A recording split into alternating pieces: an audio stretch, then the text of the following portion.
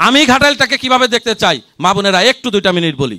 আমি চাই যে আমাদের সন্তানেরা এখানে একটা আধুনিক শিক্ষা গ্রহণ করুক। এমন স্কুল হোক, এমন কলেজ হোক যে স্কুল কলেজে পড়াশোনা করলে আর আপনার ঢাকা যায় টাঙ্গাইল যায় থাকতে হবে না, নাকি? কেন আমি ঢাকা টাঙ্গাইল যাব আমার যদি ভালো স্কুল থাকে? কারণ আমি তো ঢাকা বিশ্ববিদ্যালয়ের সর্বোচ্চ বিদ্যাপীঠ মেধা সর্বোচ্চ ভালো ছাত্র ছিলাম দেখে তো ভর্তি হতে পারছি। আমার সন্তানেরা যাতে এইভাবে লেখাপড়া করতে চায়।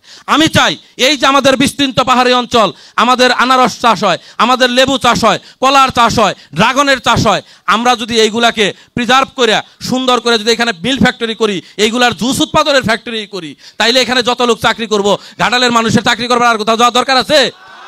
আছে বাবা? আমি চাই যে এই ঘাটাইলে যাতে একটা শিল্প উন্নত করতে পারি, শিল্প প্রতিষ্ঠান করতে পারি, আমাদের সন্তানেরা এখানেই চাকরি করতে পারে। আমার সেই যোগ্যতা আল্লাহর রহমতে বিএনপির এমন কোনো মন্ত্রী হবে না, খালেদা জিয়া, তারেক রহমান থেকে আরম্ভ করে, যে আমার স্নেহ না করে।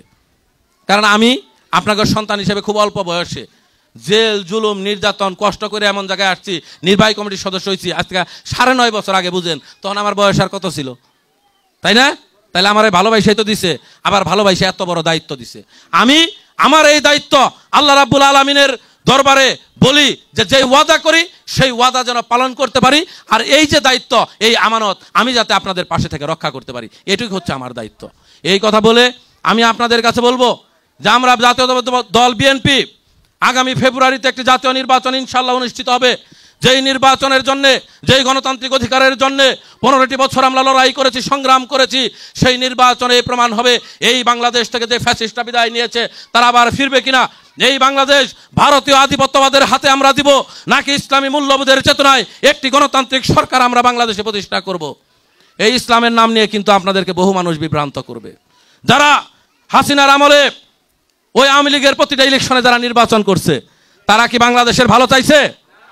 আওয়ামী লীগের আমলে একদিনে তো পিআর চায় নাই, আজকে তারা পিআর চায়। বাবা আপনারা পিআর বুঝেন? মানে হইছে আপনারা ভোট দিবেন, কোনো প্রার্থী থাকবো না দেশে, খালি মার্কারে ভোট দিবেন, তারপরে পার্টি ঠিক করবো কারে এমপি দিব। এখন যদি রংপুর থেকে হয় না দিতে পারে, আবার ওই যে একজন চাকরিজীবী হয় না দিতে পারে, যার ইচ্ছা তার। আপনি কারে চিনলেন না চিনলেন কিছু আসে না, তাইলে আপনার কোনো ক্ষমতা থাকলো?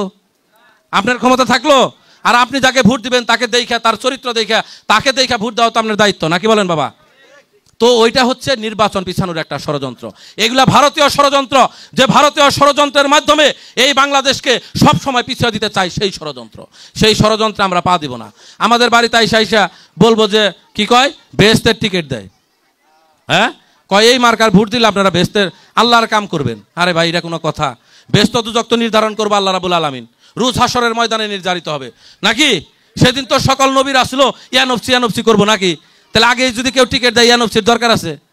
তাইলে সব বাদ দেয়া শুধু ওই মার্কায় ভোট দিলে তো আপনি জান্নাতের টিকিট পাইবেন। আস্তাগফিরুল্লাহ। এই যে সব কথা বলে মানুষকে বিভ্রান্ত করে, ইসলামের ক্ষতি করে, ইসলামকে এরা ভিন্ন পথে পরিচালিত করতে চায়। ইসলামিক মূল্যবোধের নাম নিয়ে এরা মানুষকে, এই ওই যে আজকে এক হুজুর দেখলাম ওয়াজ করছে, বলছে যে আমাদের যে মুসলমানের কালিমা লা ইলাহা ইল্লাল্লাহু মুহাম্মাদুর রাসূলুল্লাহ, এটা হলো প্রথম পরিচয় একজন মুসলমানের, নাকি? যে আপনি যদি এই কলেমা না পড়েন তাহলে আপনি মুসলমান না, তো নাকি? তাইলে এখন বলতেছে কি, লা ইলাহা ইল্লাল্লাহ জিদ ব্যবহার দারিফ আল্লাহ, তাইলে মানে মুহাম্মাদুর রাসূলুল্লাহ সাল্লাল্লাহু আলাইহি সাল্লাম বাদ। এইটা কি হয়? আজকে একটা হুজুর, আজকে এটা নিয়ে আমি শুনলাম, আসার সময় বয়ান শুনলাম। তাহলে এইভাবে একের পর এক মুসলমানের এই সব ইমান আকিদা নিয়ে যারা ইসলামের নাম নিয়ে খেলা করে, এটা পৃথিবীর ইতিহাস, এটা নবী রাসূল বলে গেছে যে একটা সময় আসবে এই ইসলাম ধর্মের ভিতরে থেকে মুসলমানের দাড়ি টুপি সবকিছু লেবাস নিয়ে এমন একটা শ্রেণীর উদ্ভব হবে যারা মুসলমানের ইমান নিয়ে খেলা করবে, ইমান নষ্ট করবে, মুসলমানকে বিপথে নেওয়ার চেষ্টা করবে। এই যে তাবলিগ জামাত, কতটা ভালো কাজ না? যারা তাবলিগ করে যায়, আল্লাহর রাস্তায় যায়, কিন্তু আমাদের নবী রাসূল যারা ছিলেন, নবী রাসূলরা দিনের দাওয়াত দিচ্ছে, ধর্ম প্রচার করছে, নির্যাতন সহ্য করছে, কিন্তু কোন নবী রাসূলের বউ ধর্ম প্রচার করতে বাড়িতে শুনছেন? কোন নবীর বউ আপনারা কেউ হাদিস কোরআন দেখাইতে পারবেন? এখন দেখবেন একটা দল কিছু মহিলা বের করছে, এরা বাড়ি বাড়ি যায় কয় ধর্মের দাওয়াত দেয়। আপনারা দাওয়াত দিতে ইসলামের কোন জায়গায় বলছে?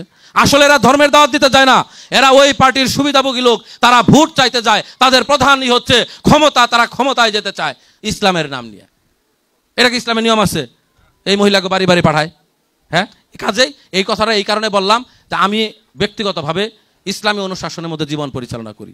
নামাজ রোজা করি, একবারে ইসলামী অনুশাসন অনুযায়ী চলার চেষ্টা করি। আমার ব্যক্তি জীবনে আমি তাই সেইভাবেই চলি।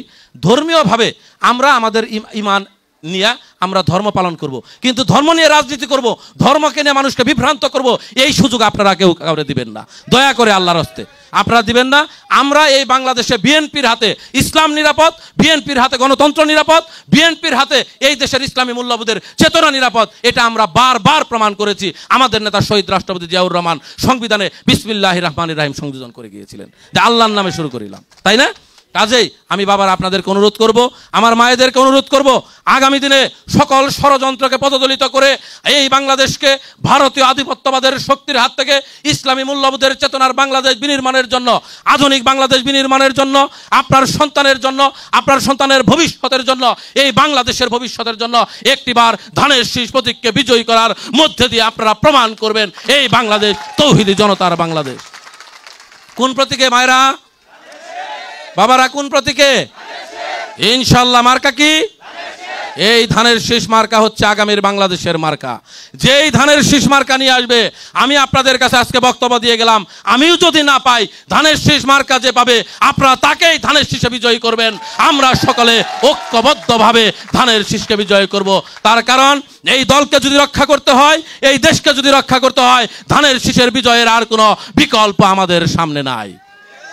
কাজেই আপনাদের সকলের কাছে করজোড়ে আগামী ফেব্রুয়ারির নির্বাচনে প্রতিটি বাড়িতে, প্রতিটি ঘরে আপনারা কথা বলবেন, আমাদের সালাম পৌঁছে দিবেন। ইনশাল্লাহ আপনাদের সন্তান হিসেবে যে দায়িত্ব আন্দোলন সংগ্রামের আমার ছিল, আগামী দিনেও ইনশাল্লাহ ধানের শীষ আমিই নিয়ে আসবো। ইনশাল্লাহ ইনশাল্লাহ পাবো।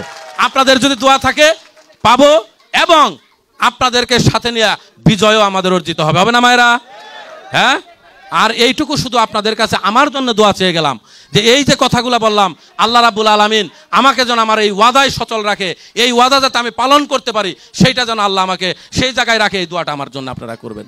এইটুকু বলে আপনাদের সকলের কাছে কৃতজ্ঞতা জানিয়ে আপনারা এখানে আমাদের ডাকে উপস্থিত হয়েছেন, ধন্যবাদ জানিয়ে আমার বক্তব্য শেষ করছি। খুদা হাফেজ। বাংলাদেশ জিন্দাবাদ। শহীদ রাষ্ট্রপতি জিয়াউর রহমান অমর হোক। দেশনেত্রী বেগম খালেদা জিয়া জিন্দাবাদ। আগামীর রাষ্ট্রনায়ক তারেক রহমান জিন্দাবাদ। জামুরিয়াবাসী জিন্দাবাদ। আসসালামু আলাইকুম রহমতুল্লাহ বারকাতুহু। দয়া করে কেউ উঠবেন না, যে যেখানে আছেন ওখানে বসে থাকেন, উঠবেন না কেউ, দয়া করে।